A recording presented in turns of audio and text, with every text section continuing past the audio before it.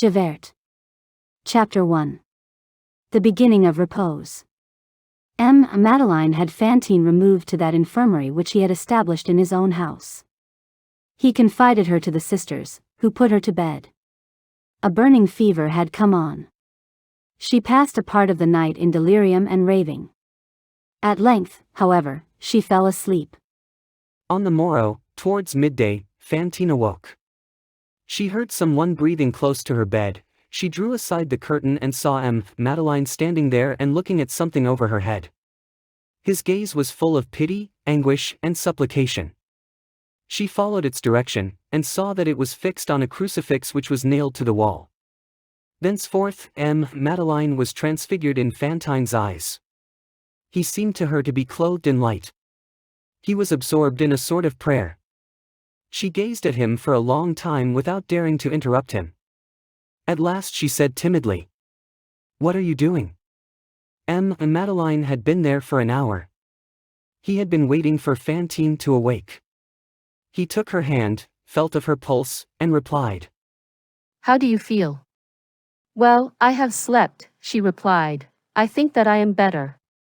"It is nothing," he answered, responding to the first question which she had put to him as though he had just heard it. "I was praying to the martyr there on high." And he added in his own mind, "For the martyr here below." Madeleine had passed the night and the morning in making inquiries. He knew all now. He knew Fantine's history in all its heart-rending details. He went on. "You have suffered much, poor mother. Oh! Do not complain, you now have the dowry of the elect. It is thus that men are transformed into angels. It is not their fault they do not know how to go to work otherwise. You see, this hell from which you have just emerged is the first form of heaven. It was necessary to begin there." He sighed deeply. But she smiled on him with that sublime smile in which 2 teeth were lacking. That same night, Javert wrote a letter. The next morning he posted it himself at the office of Sir M. It was addressed to Paris, and the superscription ran, "To Monsieur Chaboulot, Secretary of Monsieur le Préfet of Police." As the affair in the station house had been brooded about, the postmistress and some other persons who saw the letter before it was sent off, and who recognized Javert's handwriting on the cover, thought that he was sending in his resignation. Madeleine made haste to write to the Thénardiers. Fantine owed them 120 francs. He sent them 300 francs, telling them to pay themselves from that sum, and to fetch the child instantly to Sir M, where her sick mother required her presence. This dazzled Thénardier. "The devil," said the man to his wife, "don't let's allow the child to go. This lark is going to turn into a milch cow. I see through it. Some ninny has taken a fancy to the mother." He replied with a very well drawn-up bill for 500 and some odd francs.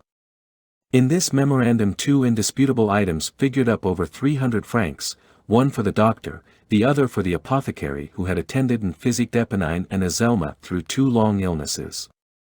Cosette, as we have already said, had not been ill. It was only a question of a trifling substitution of names. At the foot of the memorandum Thénardier wrote, "Received on account, 300 francs. Madeleine immediately sent 300 francs more, and wrote, "Make haste to bring Cosette." "Christie," said Thénardier, "let's not give up the child." In the meantime, Fantine did not recover.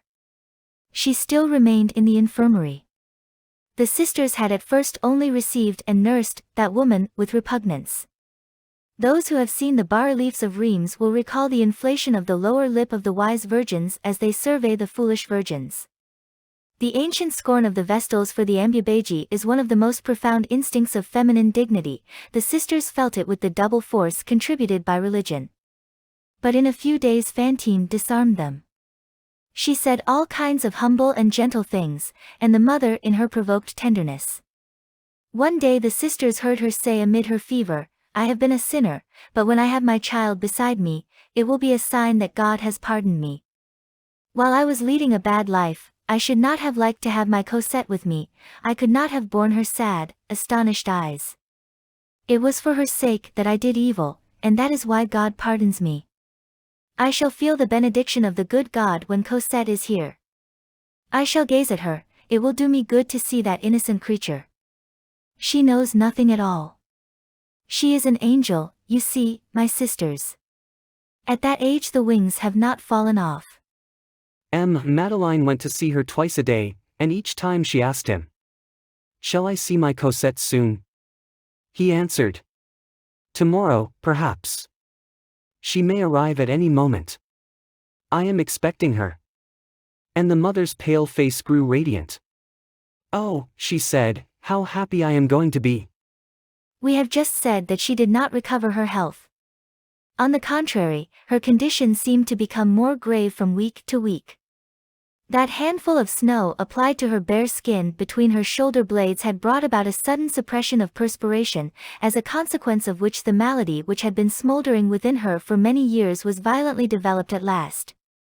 At that time people were beginning to follow the fine Laennec's fine suggestions in the study and treatment of chest maladies. The doctor sounded Fantine's chest and shook his head. Madeleine said to the doctor. "Well? Has she not a child which she desires to see?" said the doctor. "Yes." "Well. Make haste and get it here." Madeleine shuddered. Fantine inquired. "What did the doctor say?" Madeleine forced himself to smile. "He said that your child was to be brought speedily. That would restore your health." "Oh," she rejoined, "he is right. But what do those Thénardiers mean by keeping my Cosette from me? Oh! She is coming. At last I behold happiness close beside me." In the meantime Thénardier did not let go of the child, and gave 100 insufficient reasons for it. Cosette was not quite well enough to take a journey in the winter.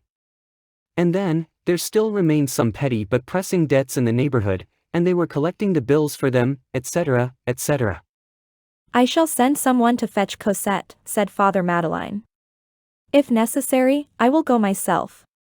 He wrote the following letter to Fantine's dictation, and made her sign it. "Monsieur Thénardier. You will deliver Cosette to this person. You will be paid for all the little things. I have the honor to salute you with respect. Fantine."